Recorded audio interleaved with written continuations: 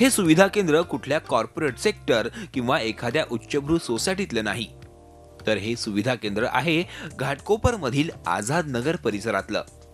इथं महिला आपल्या घरातील कपडे घेऊन येतात आणि या ठिकाणच्या वॉशिंग मशीन मध्ये कपडे धुतात। या प्रक्रियेत वापरण्यात आलेलं पाणी वाया जात नाही, तर ते थेट दुसऱ्या मजल्यावर असलेल्या स्वच्छतागृहात वापरण्यात येतं। त्यामुळे पाण्याची मोठी बचत होतीये। स्टार्टिंग के लिए जो फैमिलीज इधर रह रहे वो फुल फैमिली को 1 मंथ का पास मिलेगा 150 रुपीज़ का, और जो वॉक इन जो जैसे मार्केट प्लेस है जो कमर्शियल आते हैं उनको 3 रुपीज़ पर यूज़ करना पड़ेगा। स्लममध्ये ज्या सुविधा पाहिजे त्या इथं नाही आहेत, तर मोस्टली काय करतात, स्लममधले लोक हे बाहेर कपडे धुतात, त्याचं सांडपाणी रस्त्यावर येतं, त्याच्यामुळे आजाराचं प्रमाण वाढतं।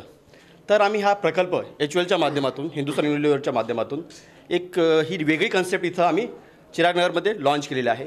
वॉशिंग मशीन, जलशुद्धीकरण प्रकल्प, महिला आणि पुरुष प्रसाधनगृह आणि टेरेसवर लहान मुलांसाठी खेळणी असं या सुविधा केंद्राचं स्वरूप आहे।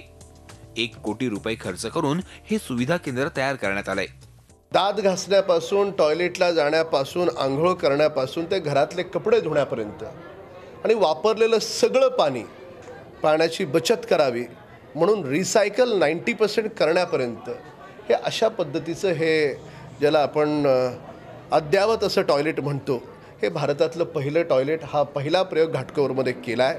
मुंबईत प्रायोगिक तत्वावर सुरू करण्यात आलेल्या या सुविधा केंद्राचं लोकार्पण करण्यात आलंय।